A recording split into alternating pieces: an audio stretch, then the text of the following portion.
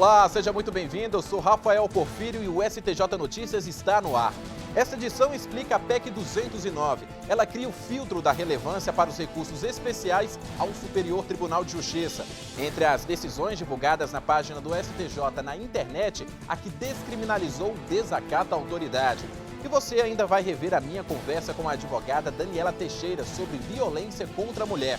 O STJ Notícias começa agora, conectado a você.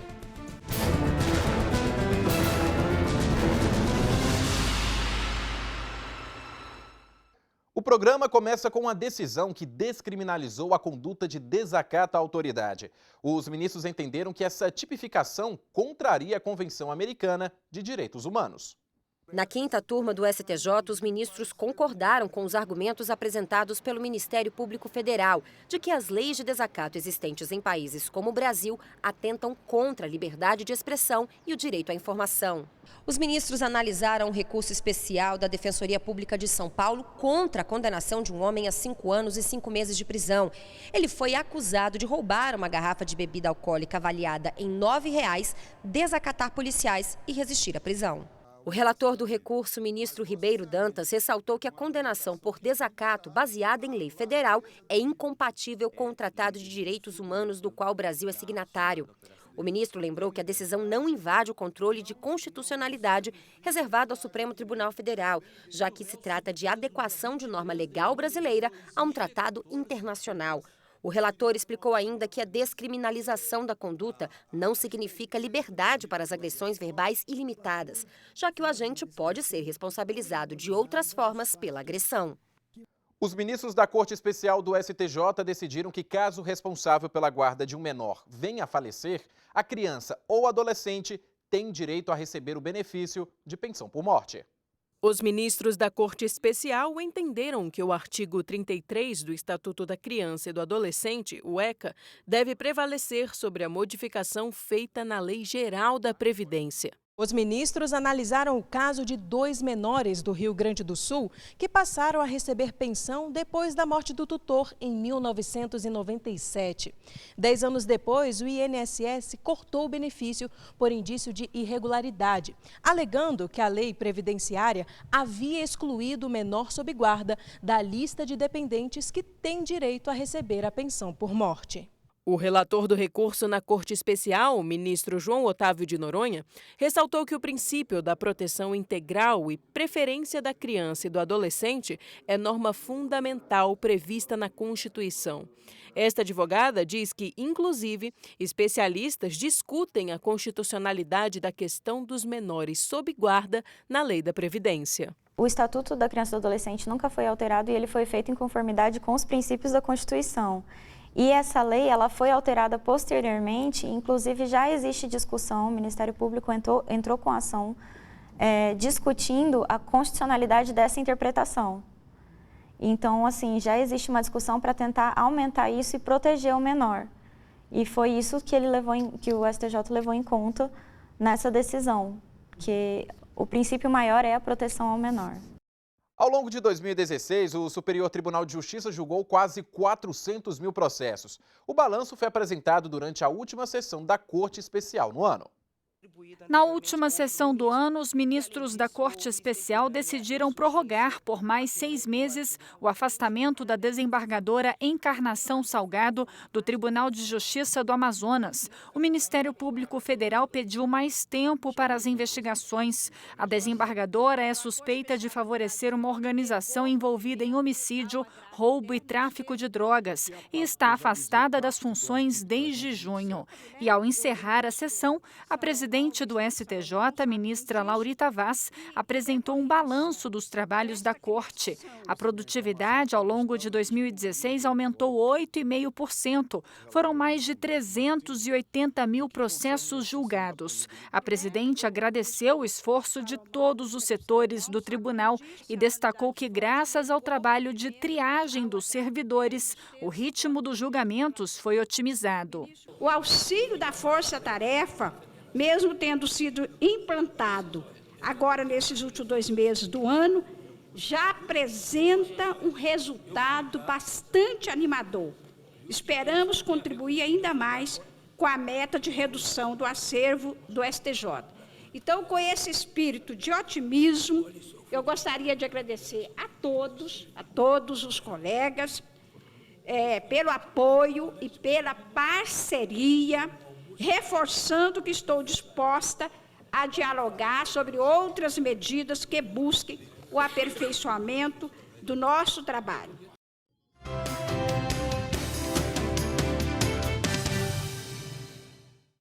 Olá, nesta semana vamos falar sobre cartórios. No programa Antes e Depois da Lei, você vai conhecer um pouco mais da legislação que permitiu dar entradas em divórcio, partilha e inventário nos cartórios. Essa medida deu mais agilidade a esse tipo de demanda. E no quadro STJ Entrevista, convidamos um especialista para falar sobre guarda compartilhada. Ele vai explicar o que é, como funciona e quais os benefícios dessa medida para as crianças. Tudo isso e muito mais você acompanha na Rádio Justiça e também no site do STJ, no Link Rádio.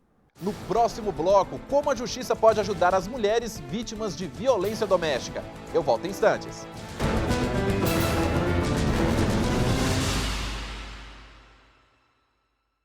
O mundo moderno gira em torno da velocidade da informação, que precisa ser segura e confiável.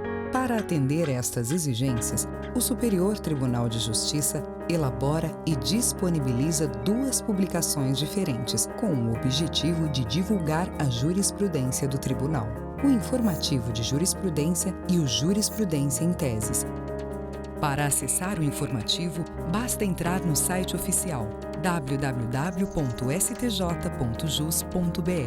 clicar em Jurisprudência e, em seguida, em Informativo de Jurisprudência.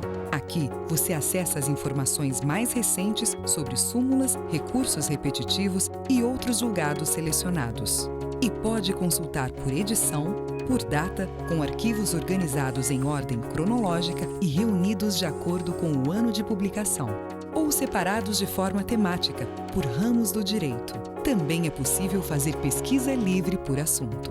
Outra publicação quinzenal do STJ é o Jurisprudência em Teses, um caderno temático elaborado a partir da análise de toda a base de acórdãos e decisões monocráticas do Tribunal, onde você encontra os entendimentos existentes no STJ sobre temas específicos selecionados de acordo com a relevância jurídica.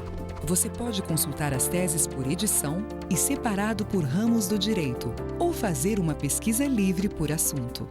Fácil, rápido e eficiente. É a busca pela excelência no atendimento a você, cidadão brasileiro. Superior Tribunal de Justiça, o Tribunal da Cidadania.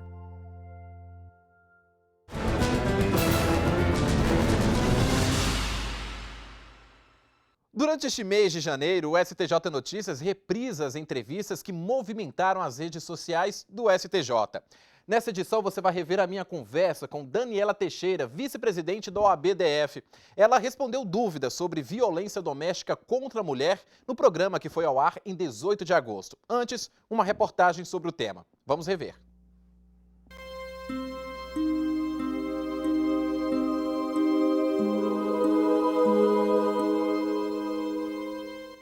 Toda a vida foi uma pessoa agressiva, ele era o tipo da pessoa que ele quebrava as coisas dentro de casa, dava murro nas paredes, tá entendendo? Então era muito complicado e eu tinha muito medo dele, porque ele sempre ameaçava e falava, se você me largar eu vou acabar com você, você vai passar fome com seus filhos. A mulher que nos deu esse depoimento não quis se identificar. Tem medo de ser reconhecida pelo ex-marido e vergonha da situação pelo qual passou. Ela sofreu violência psicológica durante 15 anos. Por todo esse tempo, foi humilhada e ridicularizada de várias formas.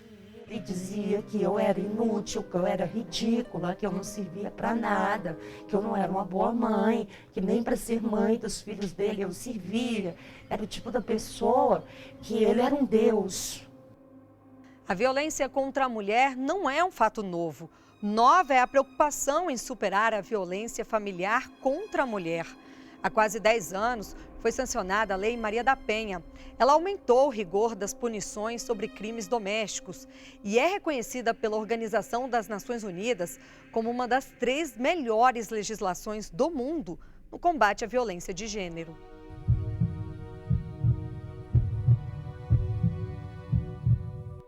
ela veio para dizer para a sociedade brasileira que nós não só não aceitamos, como vamos denunciar toda e qualquer violência, para que a gente possa sair desse ciclo de violência, para que a gente possa construir uma sociedade onde homens e mulheres possam viver em harmonia. Esse acesso à justiça é muito recente, né? Então, a partir de um processo muito intenso do movimento feminista e tal, de tentar trazer essa consciência de que e desnaturalizar a violência, porque a violência contra a mulher ainda é muito natural socialmente, né? É entendido como parte do cotidiano, como um cenário comum. Em 2015, foi sancionada a Lei do Feminicídio. Ela coloca a morte de mulheres como crime hediondo e diminui a tolerância nesses casos. Entre 1980 e 2013, morreram mais de 100 mil mulheres vítimas de homicídio. O número passou de pouco mais de 1.300 em 1980 para quase 5 mil homicídios em 2013, um aumento de mais de 250%.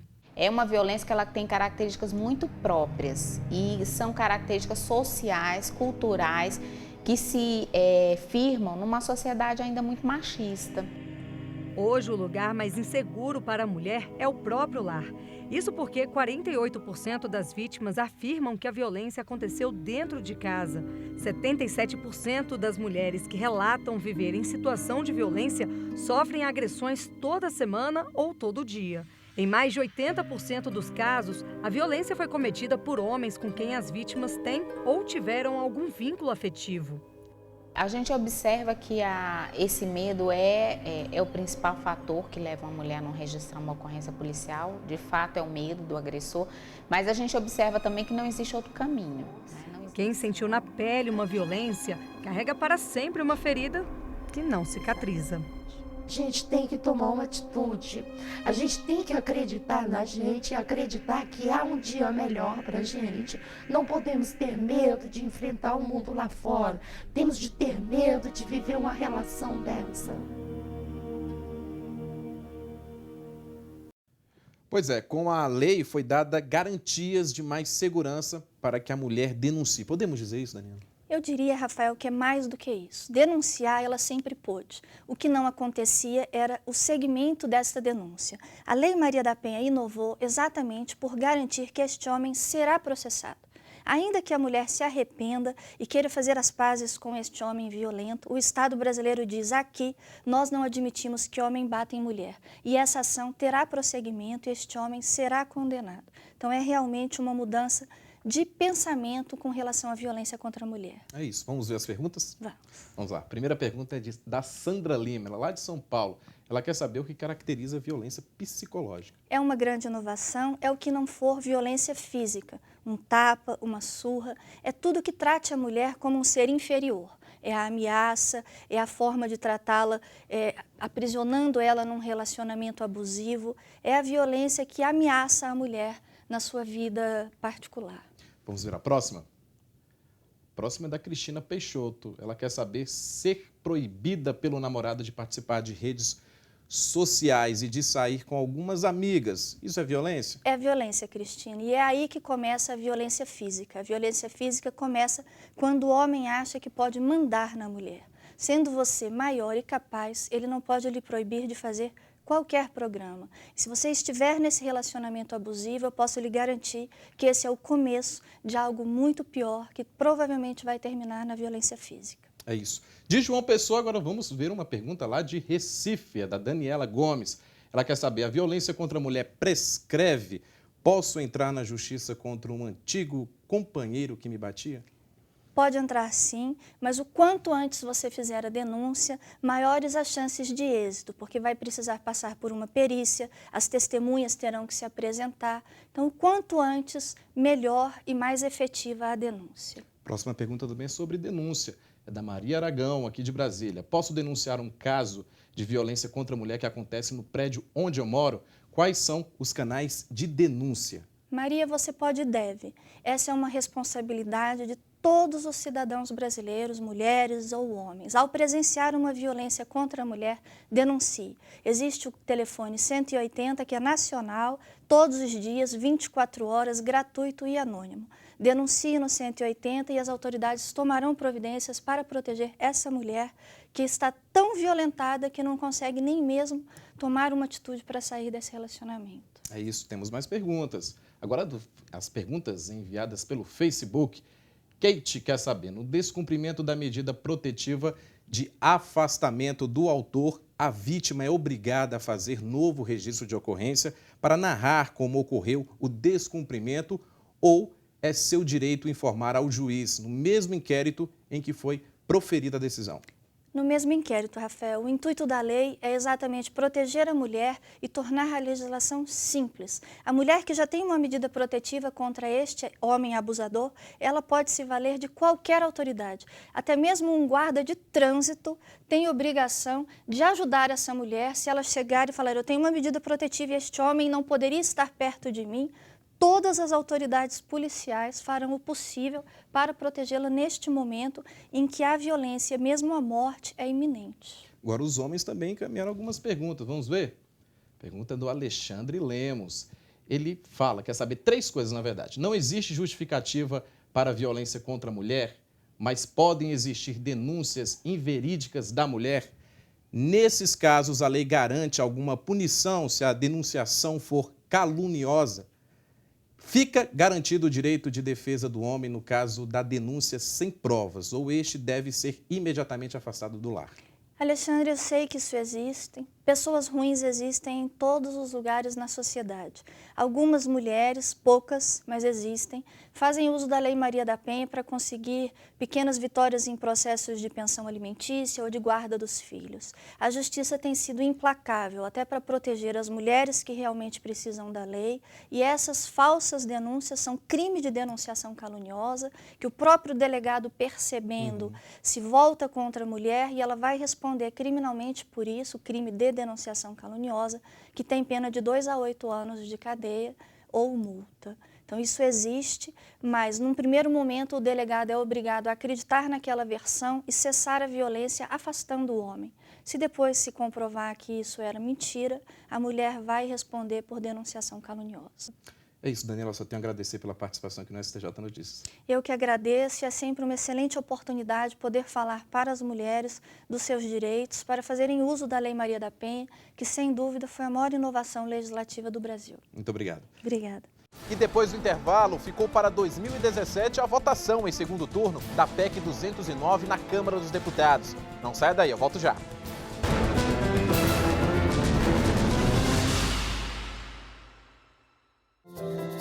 Informação precisa, segura, confiável e direto da fonte. Na página da Jurisprudência do Superior Tribunal de Justiça, você encontra tudo isso e muito mais. Para acessar, basta entrar no site oficial www.stj.jus.br e clicar em Jurisprudência. No link Legislação Aplicada, você encontra o entendimento do STJ sobre a aplicação de determinado dispositivo legal. Isso mesmo, aqui estão os dispositivos legais estudados e anotados com a jurisprudência mais recente do Tribunal. Já no índice remissivo dos recursos repetitivos estão todos os acórdãos dos recursos submetidos ao rito dos repetitivos que já tenham sido publicados. Organizados por ramos do direito, você também pode consultar em pesquisa livre. A página da Jurisprudência ainda oferece as súmulas anotadas do STJ com trechos transcritos de julgados do Tribunal. Você pode pesquisar por temas, pela ordem crescente ou decrescente dos números das súmulas ou por pesquisa livre. Fácil, rápido e eficiente. É a busca pela excelência no atendimento a você, cidadão brasileiro. Superior Tribunal de Justiça. O Tribunal da Cidadania.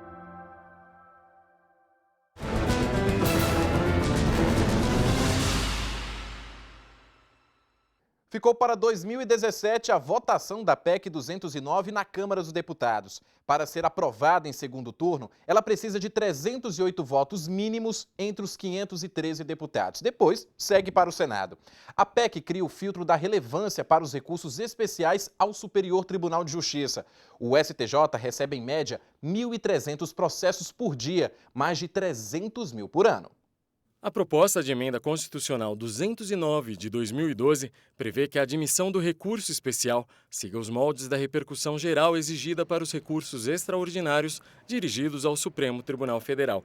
Assim, será preciso demonstrar a relevância da questão jurídica em discussão no recurso. A PEC que altera o artigo 105 da Constituição Federal estabelece que no recurso especial, o recorrente deverá demonstrar a relevância das questões de direito infraconstitucional discutidas no caso, nos termos da lei, a fim de que o STJ examine a admissão do recurso, somente podendo recusá-lo pela manifestação de 2/3 dos membros do órgão competente para o julgamento. No ano em que foi criado, o Superior Tribunal de Justiça julgou 3.700 processos. 10 anos depois, esse número passou para 128 mil e no ano passado foram julgados 330 mil. O acervo atual é de 383 mil processos. Não precisa muito esforço para perceber quanto esses números são absurdos.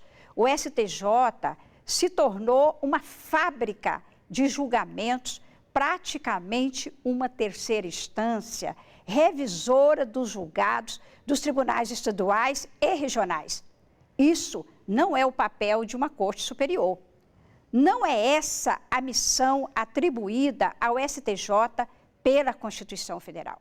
Atualmente, a Constituição Federal permite que se apresente recursos ao Superior Tribunal de Justiça contra a decisão que, na visão do recorrente, contrarie tratado ou lei federal, negue sua vigência ou considere válido ato do governo local contestado em face de lei federal ou dê à lei federal interpretação divergente da de outro tribunal.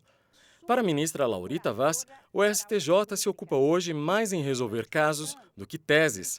Ela assegura que a criação de um filtro não vai reduzir o acesso à justiça, e sim torná-la mais eficiente.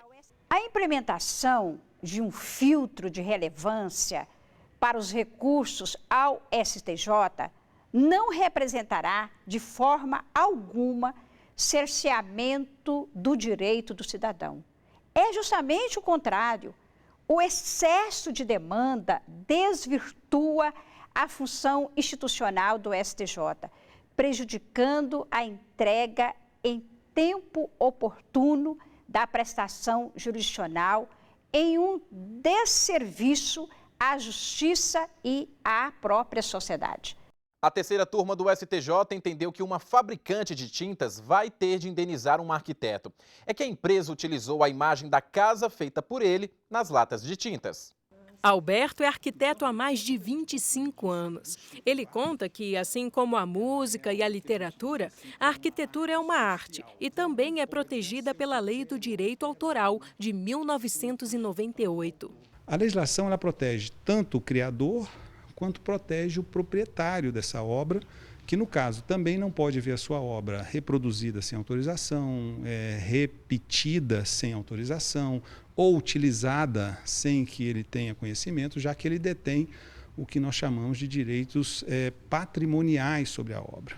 O que o arquiteto detém, qualquer criador detém, é o direito moral, que é ligado à criação, à concepção e ao usufruto dos benefícios que isso traz. A legislação garante que os projetos, esboços e obras plásticas de engenheiros, topógrafos, paisagistas e arquitetos pertençam aos autores. Mesmo que o criador venda a obra, qualquer comercialização ou uso de imagem deve ser previamente autorizada. Recentemente, os ministros da terceira turma do STJ condenaram uma empresa fabricante de tintas a pagar mais de R$30 mil em indenização a um arquiteto. A empresa utilizou, sem autorização do autor do projeto, a imagem de uma casa em latas de tinta e materiais publicitários. Mesmo a fabricante tendo alegado que teve a permissão do dono do imóvel para utilizar a imagem, os ministros entenderam que o arquiteto que projetou a casa foi prejudicado. Para o relator do caso, o ministro Marco Aurélio Belize, a criação intelectual guarda em si aspectos da personalidade do criador. Por isso, utilizar uma obra sem atribuir crédito autoral representa uma violação de um direito da personalidade do autor. Este advogado explica que a lei prevê proteção às obras, mesmo que elas não estejam registradas. A própria lei, ela prevê essa questão do arquivamento, né, das suas composições, de textos, poemas, literaturas. Então, assim, até mesmo meios públicos, né? Por exemplo, a questão de um livro pode ser publicado e até lá você tem todo um processo para demonstrar, né? Mas se caso não houver o arquivamento, você demonstrando meios materiais de que a prova realmente nasceu com você, né? Então você tem meios para abrigar no Poder Judiciário. Gestante não tem direito à remarcação de teste físico em concurso público. A decisão do STJ segue entendimento do Supremo Tribunal Federal. Alguns concursos públicos exigem, além da prova de conhecimentos intelectuais, um teste de aptidão física. Esse teste geralmente acontece para carreiras policiais, militares e para os bombeiros, para garantir que as pessoas têm condições de exercer a profissão. O TAF não é para reprovar ou aprovar, é para realmente ver a situação daquele sujeito e realmente os que passaram terem condições de atuarem nas suas respectivas profissões. O STJ julgou o caso de uma mulher candidata ao cargo de agente de segurança penitenciária em Minas Gerais, que queria remarcar a data do teste de aptidão física porque estava grávida e as provas poderiam oferecer risco. A segunda turma acatou o argumento da mulher, com base na jurisprudência então vigente no tribunal, no sentido de que a remarcação do teste físico não violaria o princípio da isonomia.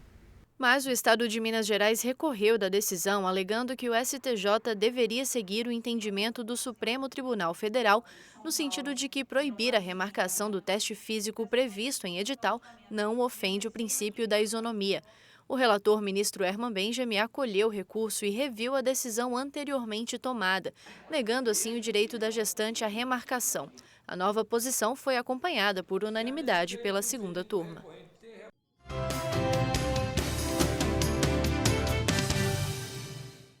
A terceira turma do Superior Tribunal de Justiça decidiu que a exclusão do sócio de uma empresa só é efetivada após 60 dias da notificação. Com esse entendimento, os ministros rejeitaram o recurso de uma ex-sócia que buscava a contagem do prazo para a apuração dos bens, direitos e obrigações a partir do primeiro dia da notificação. E o Superior Tribunal de Justiça manteve a prisão preventiva de acusado de tráfico de drogas entre o Brasil e a Bolívia. Ele teve o pedido de liminar em habeas corpus negado pela presidente do STJ, ministra Laurita Vaz. A defesa recorreu contra a decisão do Tribunal Regional Federal da Primeira Região. Para a ministra Laurita Vaz, a prisão do acusado é necessária para garantir a ordem pública. E a presidente do STJ também negou o pedido de liminar em habeas corpus e manteve a prisão de um empresário por suposto envolvimento em desvio de dinheiro público destinado ao transporte escolar no Ceará. A defesa recorreu ao STJ contra o Tribunal de Justiça do Estado, que negou o pedido de liberdade. E o STJ Notícias termina aqui, mas na semana que vem, novas decisões dos ministros do Tribunal da Cidadania. Você participa do programa enviando sugestões de temas ou perguntas por meio da página do STJ no Facebook ou de uma mensagem no WhatsApp. E ainda acompanhe o que acontece no tribunal pelas redes sociais e pela página na internet. Muito obrigado pela participação. Eu te espero na semana que vem. Tchau!